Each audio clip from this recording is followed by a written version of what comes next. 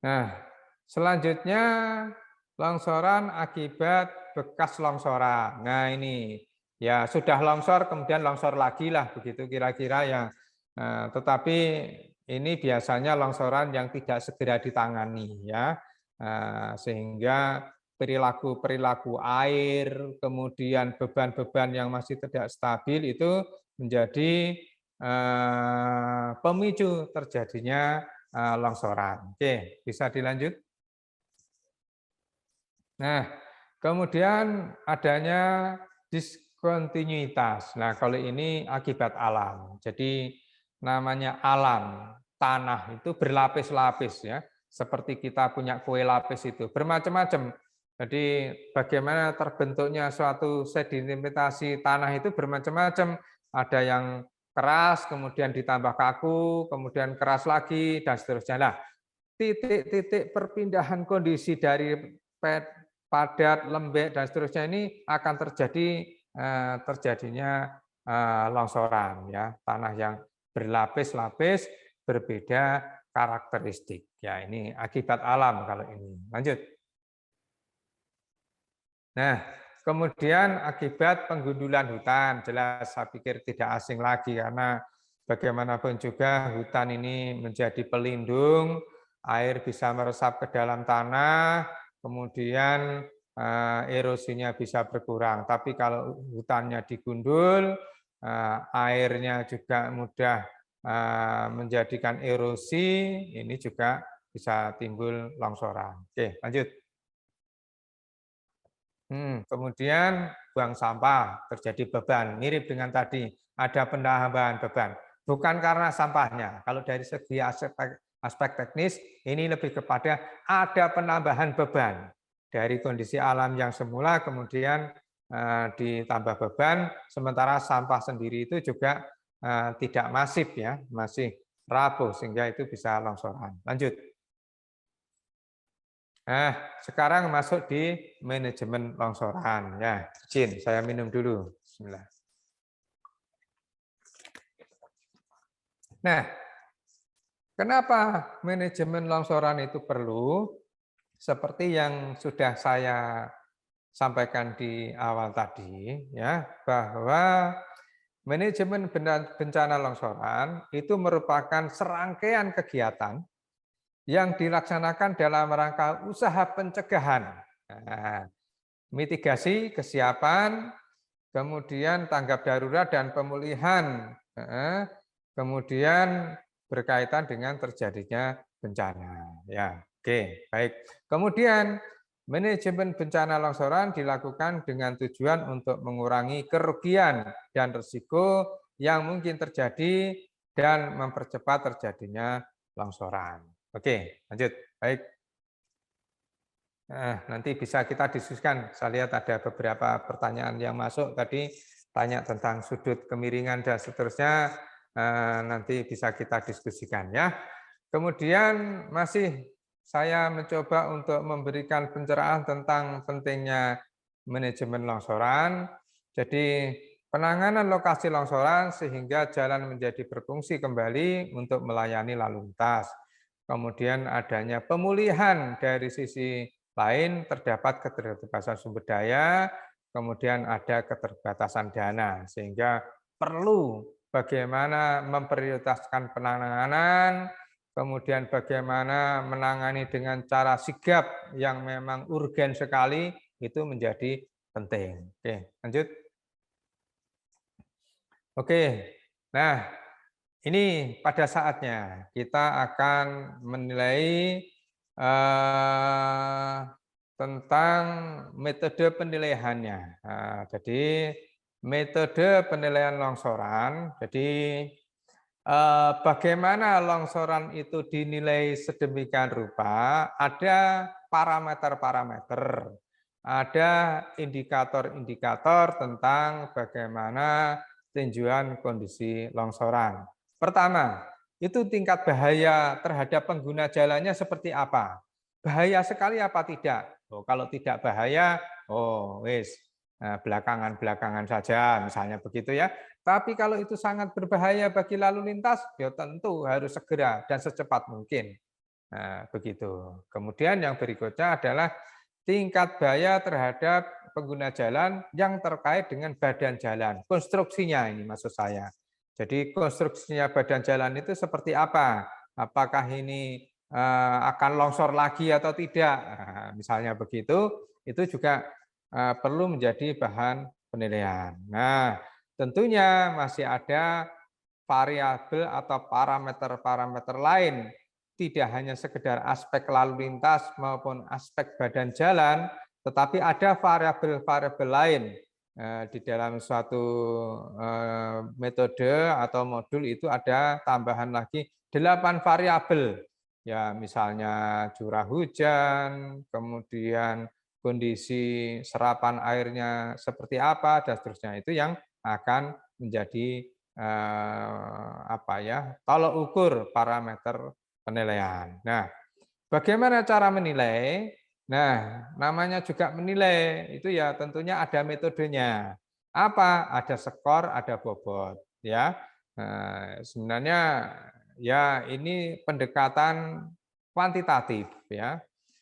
Kalau pendekatan kualitatif ya tentu misalnya ini rumahnya dekatnya Pak Wali Kota, mesti, "Oh, cepat segera," begitu ya, kalau debatnya Pak Wali Kota. Tapi kalau pendekatan manajemen ya tidak sepenuhnya seperti itu ya.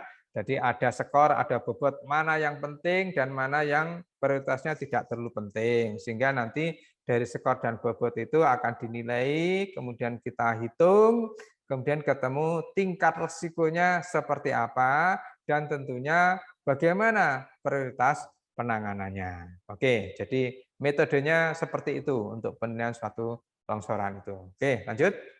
Nah, eh, baik. Klasifikasi jenis longsoran dan tingkat riskannya. Tingkat riskan itu tingkat risikonya seperti apa? Tadi sudah saya sampaikan, ada lalu lintas, badan jalan. Nah, yang 8 variabel seperti apa?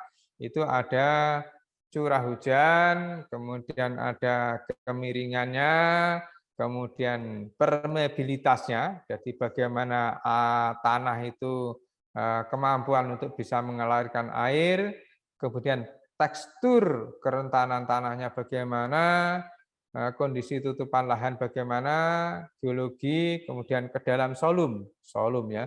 Solum itu serapan air permukaan, jadi seberapa senti dari air hujan masuk ke dalam tanah itu bisa sampai meresap seberapa, itu menjadi penting untuk menjadi penilaiannya. Oke, lanjut. Nah, nah, bagaimana cara melakukan penilaian? Nah, harap dibedakan. Ada skor, ada bobot. Ya, ini dibedakan. Ada skor, ada bobot. Jadi itu nanti di contoh ada sudah kami siapkan.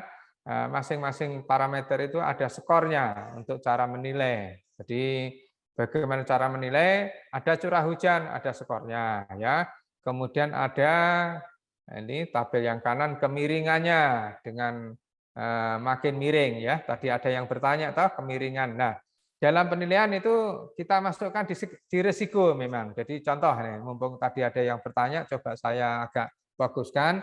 Jadi kalau kemiringannya lebih besar dari 45 derajat, maka itu skornya sangat tinggi. Artinya apa? Sangat berisiko. Nah, begitu.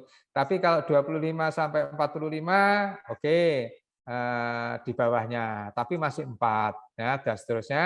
Tapi kalau kemiringannya kurang dari 8%, itu skornya rendah. Artinya apa? Resikonya juga rendah. Jadi begitu. Tadi saya lihat ada yang chat tanya tentang kaitannya dengan kemiringan ini. Jadi tabel ini parameter-parameter di sini ya. Tapi kalau bagaimana sebenarnya risiko longsornya, ya tentunya setiap jenis tanah itu berbeda-beda. Ini lebih kepada pendekatan global dulu untuk menilai prioritas tadi, skor dan bobot itu. Nah, kemudian permeabilitas tanahnya seperti apa, kemudian tekstur tanahnya apa, apakah tanah liat, debu, atau pasir. Kalau itu tanah liat, clay, itu resikonya tinggi. Tapi kalau itu pasir atau bahkan batuan ya, itu risikonya rendah. Bermacam-macam memang ya. Seperti itu. Oke, lanjut. Masih tentang skor ini ya, masih tentang tutupan lahan. Tutupan lahan itu dilakukan tentang kaitannya dengan persawahan, kemudian pemukiman, hutan, semak, dan seterusnya. Jadi perairan itu berbeda-beda. Jadi kalau persawahan memang risikonya sangat tinggi dan seterusnya. Oke. Kemudian geologi. Nah, struktur geologi ini ada ukuran persentasenya. Jadi struktur geologi ini mulai dari skor tinggi sampai skor rendah. Jadi kalau geologi ini lebih kepada batuan, nanti ada penjelasan lagi tentang jenis-jenis batuannya. Kalau batuannya keras ya resikonya rendah, itu yang F itu. Tapi kalau batuannya lunak ya tanah lunak ya resikonya menjadi tinggi, skornya 5. Kedalaman solum, ada angka-angkanya di sini ya. Kemudian solumnya berapa, kalau kedalaman solumnya tinggi, rendah, dan seterusnya seperti itu ya. Kemudian jenis tanah batuannya tadi ya, ada geologi, ada jenis tanah ya. Tadi batuan, jenis tanah, batuan, kemudian tanah, batuan, tanah, dan seterusnya. Jadi kombinasinya seperti itu. Oke, lanjut.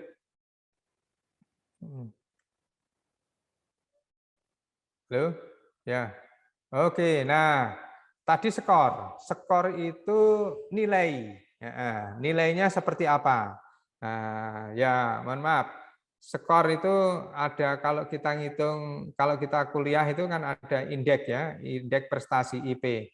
Nah, itu ada indeksnya berapa, itu berarti nilai dikalikan dengan SKS. Nah, kalau bobot ini SKS-nya itu kira-kira begitu. Jadi masing-masing tingkat kepentingannya mana yang paling berisiko itu kalau curah hujannya tinggi. Jadi kalau ini ya karena ini ada modulnya ya tinggal saya nyampaikan tentang modul ini dan ini cukup kredibel untuk dipakai. Jadi kalau di PDJN kita menggunakan ini memang dituntut seperti itu. Jadi curah hujan itu risikonya tinggi, kemiringan menjadi tinggi, tapi kalau hanya sekedar kedalaman solum dan jenis tanah itu risikonya relatif lebih ringan ya.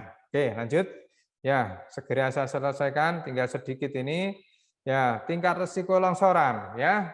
Bagaimana tingkat risiko longsoran itu? Nah, ini yang terpenting di tabel 11 ini. Ini nama tabelnya sengaja tidak saya ganti karena sesuai dengan yang ada di modul biar nanti kalau Bapak Ibu melihat modul biar tidak bingung. Jadi kita lihat ini di sini ada tingkat risiko rawan longsornya seperti apa pada tabel yang di sini. Tapi saya akan di tabel yang bawah ini yang saya agak besarkan itu yang risikonya tinggi. Kapan itu disebut tinggi? Apabila banyak kerusakan dan sulit untuk dilalui kendaraan, perlu segera dibenahi. Nah, aksesnya sulit, kemudian keruntuhan struktur keseluruhan atau sebagian, kemudian terjadi keruntuhan lereng besar dan membahayakan. Nah, ini yang saya stressingnya memang lebih kepada yang tinggi ini karena memang penangannya di situ. Kalau longsoran hanya kecil-kecil barangkali itu sangat mudah sekali. Oke, lanjut.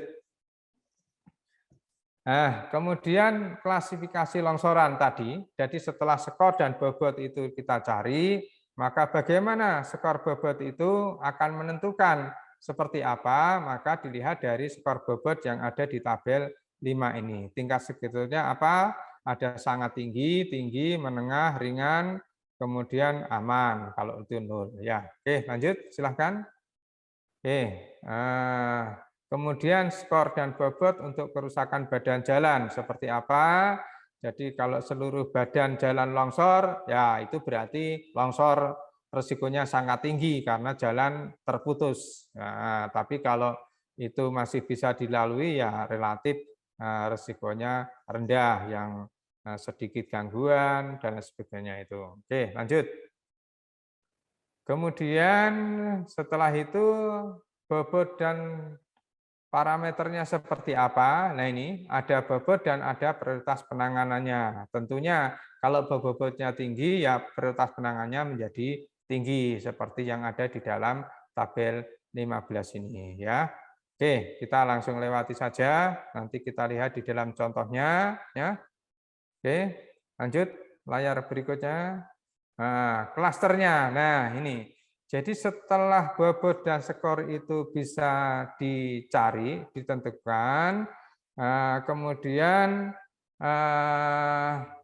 kaitannya dengan klaster ini. Coba dilihat di dalam batas klaster ini ya. Itu ada kalau batas klasternya itu 40 sampai 50 maka risikonya sangat tinggi tadi, bobot kali skor dan seterusnya. Nah, A itu sangat tinggi sampai dengan E, kalau bobot skornya kurang dari 10 berarti sangat rendah. Nah, kira-kira begitu acuan di dalam menentukan tingkat pentingnya suatu longsoran itu untuk ditangani. Ya, oke, lanjut. Nah, kemudian mana tadi? Ya. Nah, ini contoh sengaja saya sampaikan contoh. Nah, jadi tadi itu bagaimana cara menilai? Contoh-contohnya kita lihat di sini. Nah, ini contoh proyek yang sedang saya tangani di beberapa tahun anggaran yang lalu di Jawa Timur. Nama ruas, lokasinya KM-nya, kemudian tingkat risikonya seperti apa. Nah, ini langsung kita buat tabel-tabelnya. Ada skor dan ada bobot di sini. Skor bobot ini langsung kita tentukan dari tadi akibat lalu lintas, kemudian akibat badan jalan, kemudian kolom berikutnya curah hujan, kemudian akibat kemiringan, permeabilitas, kemudian tekstur kerentanan tanah, kemudian kondisi tutupan lahan, kemudian struktur geologi, kemudian kedalaman solum, kemudian jenis tanah. Nah, parameter-parameter ini, bobot dan skornya kita isikan sedemikian rupa, sehingga mana yang memang terjadi perlu prioritas penanganan. Nah, kolom yang paling kanan, yang sebelum berwarna kuning dan bermacam-macam ini, itu adalah total skor tadi. Ya, total skor tadi sudah ada skalanya, kalau itu 40 berarti sangat berbahaya sekali. Nah, setelah ketemu total skor bobot ini, kemudian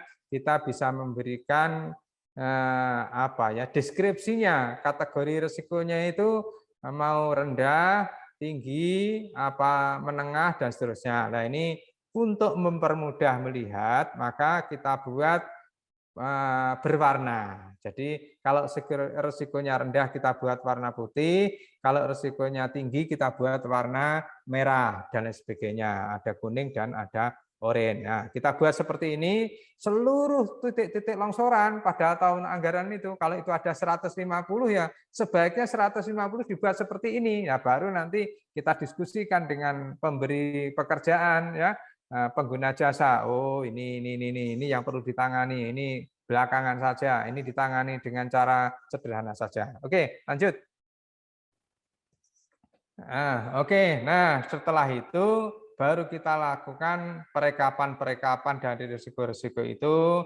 Tentunya kalau sekedar rekapan itu juga ada baiknya di bagian sebelah kanan ditambahkan dengan foto-foto kondisi. Nah, ini contoh kita yang membuat suatu rekapan, misalnya di sini ada di Pacitan ya, KM-nya sekian sudah tertangani. Nah, kita lihat yang merah ini ya, kemudian Pocot sama di Pacitan, kemudian KM-nya sekian, terjadi longsoran, resiko sangat tinggi. Ya, nah seperti ini resikonya sangat tinggi.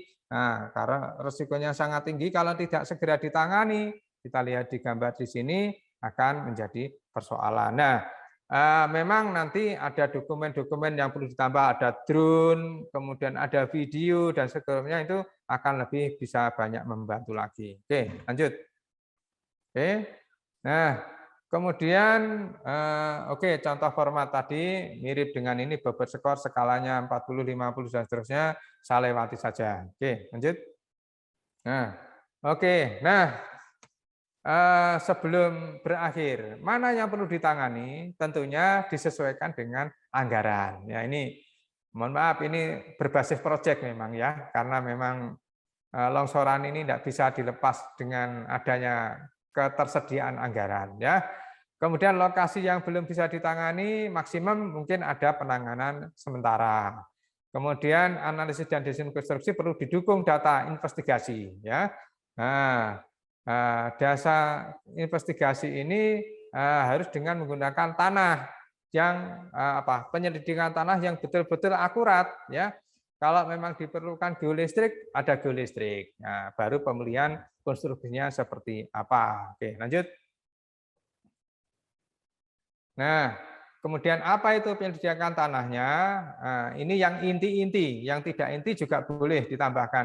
Ada bor dalam, ada sondir, kemudian test pit, kemudian laboratorium ya sifat fisik mekanis, kemudian geolistrik. Ya, geolistrik ini bagian yang bawah ini memang ini boleh dikatakan relatif baru ya.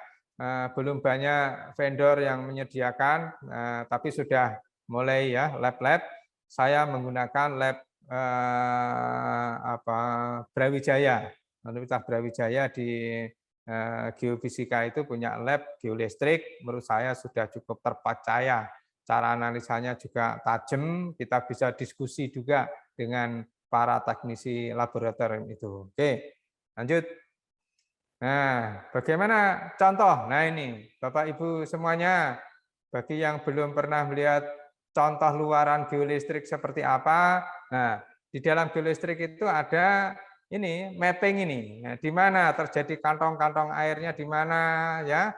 Nah ini jenuh air ini dikatakan ya di situ yang biru tua itu. Kemudian tentunya lapisan tanah kerasnya di bagian yang bawah ini ada berbagai macam lapis. Nah, itulah geolistrik itu bisa memberikan gambaran seperti itu. Nah, tentunya geolistrik ini ya perlu di cross check dengan data-data laboratorium yang lain ya, ada bor dalam dan segala macamnya. Oke, kayaknya sudah mau habis. Monggo silahkan layar berikutnya lagi.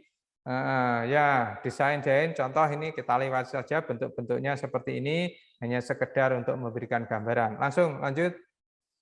Oke, ini contoh-contoh desainnya. Oke, lanjut saja. Oke, langsung lanjut saja. Oke, ya. Nah, tentunya kalau Bapak Ibu nanti kerja di proyek ya disuruh membuat EE ya. Ada desainnya kayak apa, kemudian biayanya berapa masing-masing lokasi, ada yang murah, ada yang mahal, ada yang sudah didesain bagus, kemahalan uangnya tidak cukup, merubah desain ya, kita ikuti saja. Begitu ya. Oke, EE ini menjadi penting. Lanjut. Oke, begitulah Bapak Ibu semuanya yang bisa saya sampaikan. Tapi saya lebih barangkali akan lebih memahami, kita buka diskusi, saya kembalikan kepada moderator. Nggih. Matur nuwun Pak Haji Suraji, ini nggak kerasa nih dengerin Pak Haji mengalir terus dan ilmunya cukup banyak sekali kombinasi antara pemahaman-pemahaman dari definisi jenis longsoran dan praktek-praktek lapangan. Ini kami 6 pertanyaan ya. Pertanyaan ataukah saya kirimkan atau saya bacakan atau saya dibacakan saja. Saya sempat membaca cuman khawatir kelewatan. Nah, yang pertama kalau dari ada, bentar Pak Sri, kalau ada kombinasi beberapa 1-2 raise hand juga boleh, biar ada dinamikanya ya. Nah, tapi ini kita baca dulu, nanti yang raise hand menyusul. Ya. Baik. Oke, ini kita bacakan dulu yang sudah menyampaikan pertanyaan di kolom chat. Yang pertama ini cukup banyak nih Pak. Yang pertama dari Pak Budi Arisanto. Budi Arisanto. Boleh disebutkan bidang-bidang asalnya nggak ada nih ya. Ya, enggak apa-apa. Mohon dijelaskan bidang-bidang longsor yang dimaksud 180 derajat dan sudut derajat lainnya. Terima kasih. Ya. Oke. Mungkin barangkali ada yang salah tipe mungkin ya kalau yang bidang-bidang longsor tadi, tapi lebih kepada melihat di klasifikasi sudut longsoran tadi saja. Mungkin ada yang tipe-tipe. Tadi ada klasifikasi longsoran itu ada yang 45 derajat, kemudian ada yang 25 sampai 45 dan seterusnya. Mungkin lebih ke sana ya.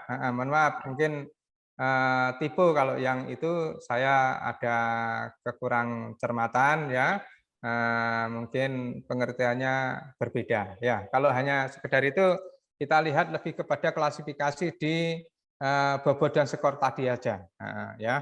Karena di buku modulnya kadang juga agak ngaco, makanya saya juga mau merubah juga, takut juga khawatir keliru, cuma tak anggap, kalau versi saya tak anggap tipe saja, tapi saya lihat di bobot dan skor, begitu.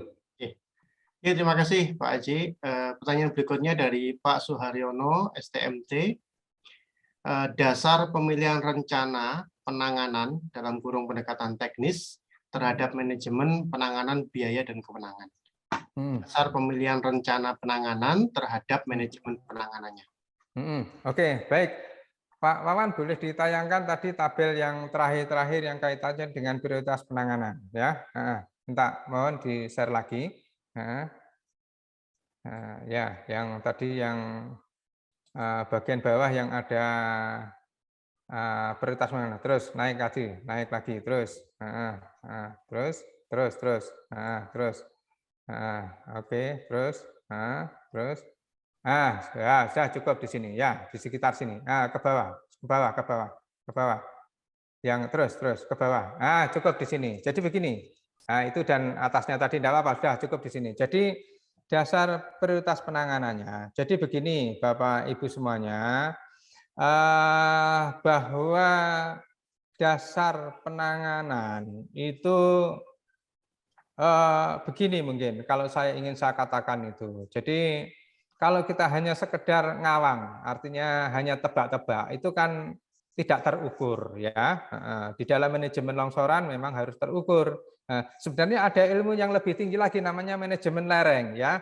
Bahkan di Bina Marga Patimura 20 itu ada kasub apa ya? Kasih atau apa ya, di bawahnya Pak Direktur itu ada bagian longsoran, lereng, sorry, manajemen lereng, geoteknik dan lereng ya, GML ya.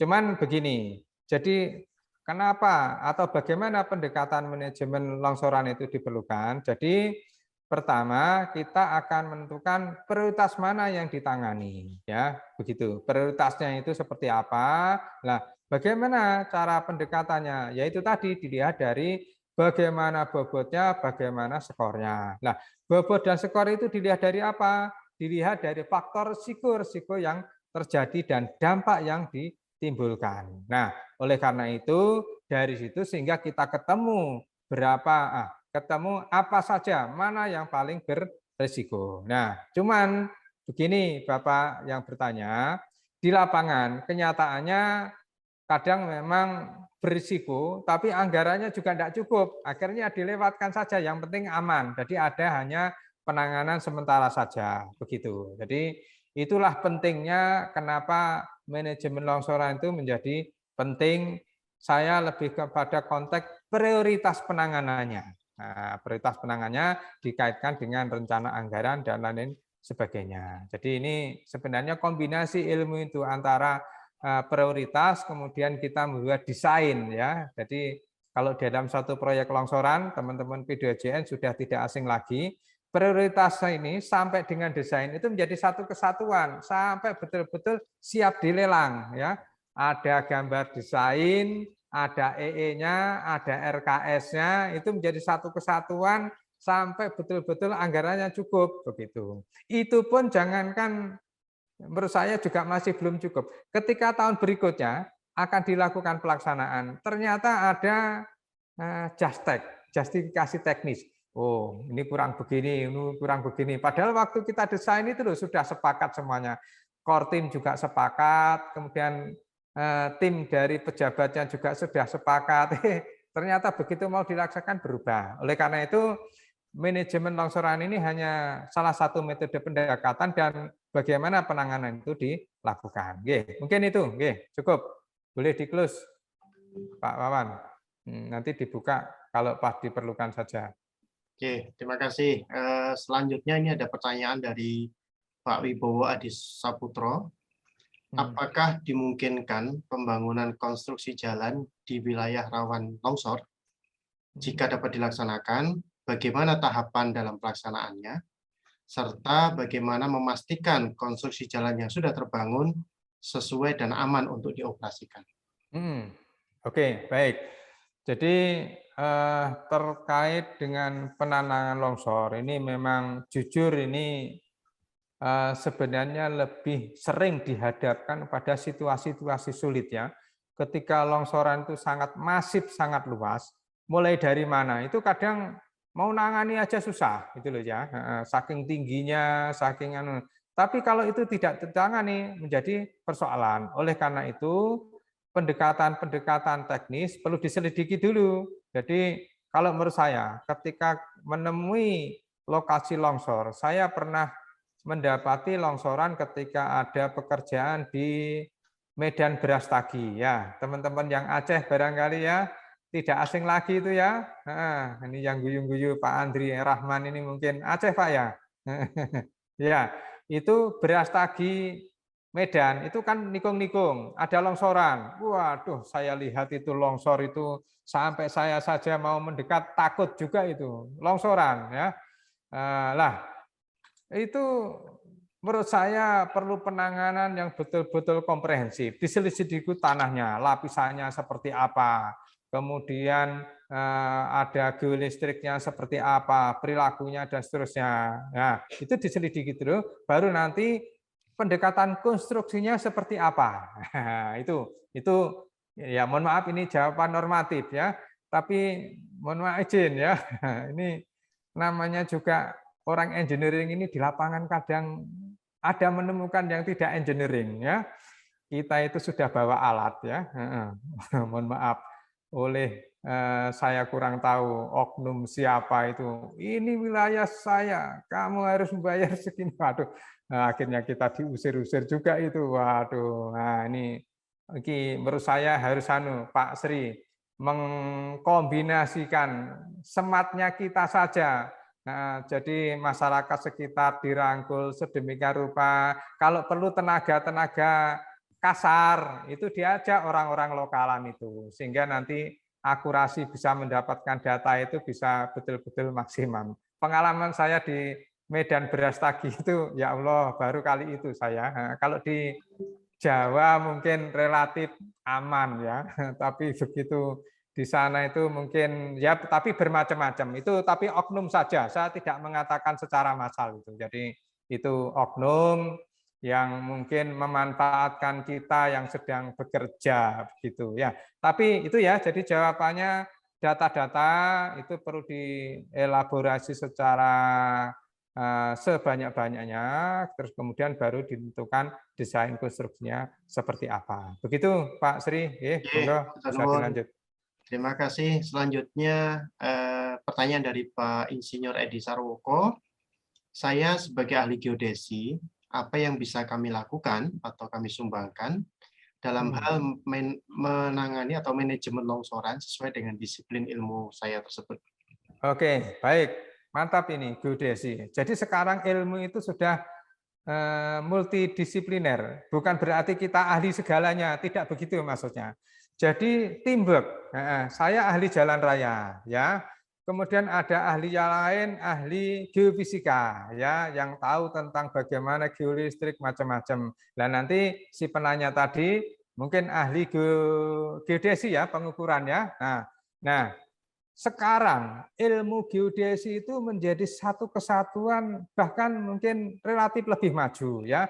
Saya ada pengalaman penanganan di Papua itu bagaimana kondisi lereng jalan ya, sekitar jalan itu dilakukan identifikasi dengan pendekatan cloud ya, cloud. Jadi ada drone kemudian di rendering sedemikian rupa, saya tidak tahu ilmunya, pakai drone, terus kemudian nanti ketemu koordinat-koordinatnya, ketemu bagaimana kemiringan lerengnya. Sehingga kalau seandainya di situ terjadi longsoran, maka kita bisa mengidentifikasi bagaimana lereng itu karakteristiknya. Sehingga menurut saya ke depan ilmu geodesi ya, geodesi itu pengukuran tanah ya, dulu ilmu ukur tanah itu GIS itu menjadi sangat penting kaitannya dengan longsoran. Karakteristik kemiringan itu menjadi penting. Tapi ingat, miring tok juga tidak cukup, harus tahu tentang bagaimana kondisi tanahnya, sehingga orang geofisika, orang geoteknik juga menjadi penting. Orang geoteknik saja juga tidak cukup kalau tidak paham tentang ilmu jalan raya, menghitung cesa, bagaimana itu juga penting. Nah, kalau Pak Haji bagiannya menghitung cesa, menghitung bagaimana risiko keselamatan itu saya. Tetapi saya juga tidak berdiri sendiri ya. Saya pernah di suatu forum seperti ini tandem dengan orang geofisika, ahli dalam bidang menganalisis karakteristik tanah, berbicara tentang geolistrik dan segala macamnya. Nah, oleh karena itu Bapak penanya tadi apa tadi? Geodesi itu menjadi penting. Ya, begitu Pak Sri. Matur nuwun. Pertanyaan selanjutnya ini agak banyak sekali nih pertanyaannya. Dari ini mungkin Bu Dini kalau nggak salah ya, mohon maaf jika saya salah. Dari Bapak atau Ibu Dini Kus Andiani, Bu Dini mungkin ini. Yang pertama adalah mohon informasi, ini ada 7 pertanyaan tapi pendek-pendek. Yang pertama adalah mohon informasi terkait acuan utama dari metode manajemen longsor. Oke, langsung tak jawab aja. Ada di modul 2. Nah, modul 2 manajemen lereng, manajemen longsoran. Ya, ada. Nanti kalau perlu nanti saya share ke panitia ya untuk yang selain PPT. Kalau mau dipakai silahkan. Oke, lanjut pertanyaan berikutnya. Yang berikutnya adalah data curah hujan yang dinilai itu apakah curah hujan harian, bulanan, atau tahunan? Tahunan, ya. Curah hujan tahunan, datanya data sekunder dari geofisika dan meteorologi atau apa sekarang itu ya, itu data sekunder. Lanjut. Baik, bagaimana penilaian jika materialnya campuran tanah dan batuan? Ya itu harus uji lab dulu ya, nanti dicari sudut geser tanahnya berapa dan seterusnya, sifat-sifatnya seperti apa, baru nanti kita bisa menentukan. Tidak langsung bisa serta-merta jenis tanahnya begini harus begini, begitu ya. Jadi intinya kalau mempunyai potensi longsor tertinggi, maka juga harus dinding penahannya harus lebih kuat lagi, gitu ya. Lanjut. Kemiringan lereng bagaimana cara mengukurnya? Oh, kemiringan lereng. Jadi begini, Bapak Ibu yang ahli jalan raya, bedakan sama-sama miringnya. Jadi kalau kita melihat ke arah kanan kiri jalan, cross section, itu namanya disebut kemiringan. Nah, bedakan dengan kelandaian. Kalau kelandaian, kita searah jalan, naik turun, itu namanya kelandaian. Nah, ini yang perlu Anda bedakan. Jangan pernah, ya kalau kita ahli jalan harus bisa membedakan apa yang disebut dengan kemiringan, apa yang disebut dengan kelandaian. Sama-sama miringnya. Nah, itu tidak sama terminologinya. Untuk lereng, ini kaitannya dengan tadi kemiringan secara cross section itu seperti apa. Nah, sebenarnya kalau di dalam desain jalan geometrik itu hanya dibagi menjadi 3. Gunung itu di atas 25%, perbukitan antara 25 sampai 10. Kemudian disebut datar itu kalau kurang dari 10. Itu untuk desain geometrik jalan. Tapi kalau risiko longsoran yang tadi di atas 45% punya risiko tinggi, kemudian dan seterusnya. Nah, itulah yang perlu dipahami Bapak Ibu semuanya yang praktisi jalan dan mungkin terutama bagi pemula, mohon terminologi kemiringan dan kelandaian ini dibedakan ya. Oke, baik. Kalau kelandaian kaitannya dengan akselerasi jalan. Nah, tapi biasanya itu satu interaksi ya, jalan naik turun biasanya ada kemiringan yang ekstrim, tapi tidak mesti juga ya, seperti di Kalimantan itu naik turun tapi lembahnya tidak ada, tidak terlalu signifikan. Oke, lanjut.